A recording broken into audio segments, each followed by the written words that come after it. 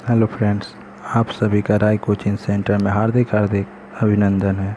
आज हम West Bengal model activity class 6 के ईवीएस यानी कि परिवेश विज्ञान का क्वेश्चन सॉल्व करने जा रहे हैं। अतः आप हमारे चैनल में अगर नए हैं तो हमारे चैनल राय कोचिंग सेंटर को सब्सक्राइब, लाइक एंड शेयर कर तथा बेल के आइकन को क्लिक करें ताकि कोई भी नोटिफिकेशन आप तक शीघ्र पहुंच सके। चलिए देखते हैं। पहला क्वेश्चन है, भौतिक और रासायनिक परिवर्तन के 3 अंतर लिखें। देख सकते हैं आप। सबसे पहले भौतिक परिवर्तन में दिखाया था कि इसमें कोई नई चीज़ उत्पन्न नहीं होता है, तो इसमें बतलाया था कि इसमें नई चीज़ उत्पन्न होता है। फिर है आपका भौतिक परिवर्तन में यह अस्थायी परिवर्तन है। रासायनिक परिवर्तन बताया यह अस्थायी परिवर्तन है। भौतिक परिवर्तन बताया इसके वजन में कोई परिवर्तन नहीं होता है, इसके वजन कम या अधिक होता है। दूसरा क्वेश्चन है, रासायनिक परिवर्तन घटने पर क्या क्या देखा या अथवा महसूस किया जाता है, यह कैसे समझेंगे।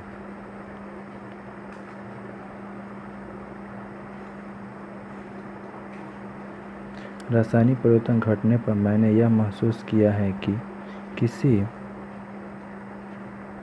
चीज़ को जब किसी चीज़ को किसी नई चीज़ में बदल दिया जाता है तो वह नई चीज़ फिर पहले वाली चीज़ में वापस नहीं बदलता। जैसे दूध से दही बनाना, कटे आलू का रंग बदलना, मोमबत्ती का जलना, भोजन का हजम करना इत्यादि।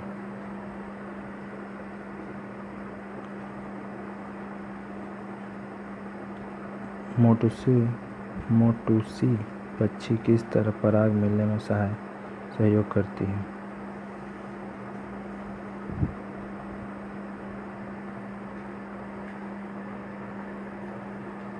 देख सकते हैं, मोटूसी पक्षी जब एक फल से मधु पीती है तब चोंच में फूल का पराग लग जाते हैं। फिर जब वह दूसरे फूल का मधु पीने जाती है तो उसके वही पराग रेणु उस फूल के गर्भकेशर में गिर जाते हैं। इस तरह मोटूसी पक्षी पराग मिलन में सहायता करती है।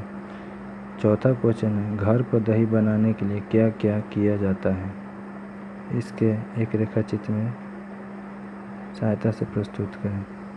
तो दही बनाने के लिए निम्नलिखित कार्य किया जाता है, जैसे कि दही को सर्वप्रथम उबालना होगा, फिर हल्का ठंडा करना होगा, फिर उसमें 1-1 चम्मच दही ठीक से मिलाना होगा, 5 से 6 घंटे तक ढक कर रख दें, फिर घर पर खट्टा दही बनकर तैयार हो जाएगा।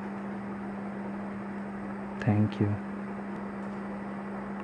ये साइंस का पर्यावरण और विज्ञान का दूसरा पार्ट है। मोल के सबसे छोटे कण को क्या कहते हैं, ऑक्सीजन का अणु कितना, अणु का संकेत लिखो। तो यहाँ बताया जा रहा है कि मोल के सबसे छोटे कण को परमाणु कहते हैं। ऑक्सीजन अणु का संकेत O2 है। पाव रोटी में जगह जगह छिद्र होते हैं, क्यों।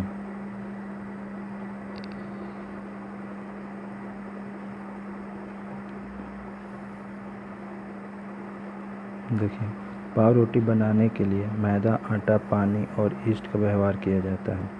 यीस्ट एक तरह का एकोष्कीय फंगस है। मैदा या आटा की शर्करा को यीस्ट तोड़ देता है। इससे कार्बन डाइऑक्साइड और अल्कोहल तैयार हो जाता है। कार्बन डाइऑक्साइड मैदा तथा आटा के मिश्रण को फूलने में सहायक होता है। बाद में उसी मिश्रण से कार्बन डाइऑक्साइड बाहर निकल जाता है तो पाव रोटी में हल्के हल्के छिद्र बन जाते हैं। तीसरा क्वेश्चन है, अमोनिया के एक अणु में नाइट्रोजन एवं 3 हाइड्रोजन परमाणु हैं। अमोनिया का संकेत लिखो तथा नाइट्रोजन की संयोजकता कितनी है। तो अमोनिया के एक अणु में एक नाइट्रोजन और 3 हाइड्रोजन के परमाणु हैं। अमोनिया का संकेत हो जाएगा NH3। नाइट्रोजन की जो संयोजकता होगी वो भी 3 होती है। चौथा क्वेश्चन है, लाल चींटी एवं गिलहरी किस प्रकार पौधे पर निर्भर रहते हैं। तो लाल जो चींटी होती है बीज और मधु रस को खाने के लिए पौधे पर निर्भर रहती है, जबकि गिलहरी अखरोट, बीज और फल को खाने के लिए पौधे पर निर्भर रहती है। चीनी का दाना जल में घुल जाने पर दिखाई नहीं देता है। यह किस परीक्षण द्वारा बतलाया जा सकता है कि चीनी का अणु जल में है या खो गया है?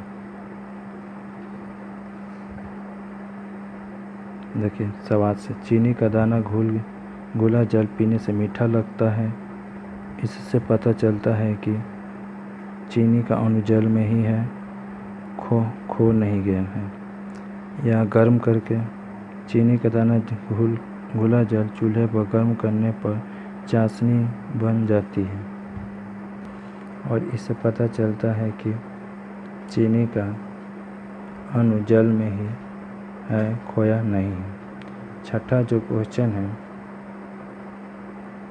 उसका आंसर देख लीजिए। धान के खेत में एजोला के पत्तों की खेती करना ज़मीन में खाद की ज़रूरत नहीं पड़ती। जैसे आप खेती कीजिएगा एजोला का, तो बताया जा रहा है कि ज़मीन में धान के खेत में एजोला की पत्तों की खेती करने से ज़मीन में खाद की ज़रूरत नहीं पड़ती, क्योंकि वास्तव में देखा जाता है एजोला एक प्रकार की कलमी लता है। इसके पत्तों के बीच में एक प्रकार का बैक्टीरिया मिलता है जो हवा में पाई जाने वाले नाइट्रोजन को बांध कर रखती है। Thank you for watching my video. Love you guys.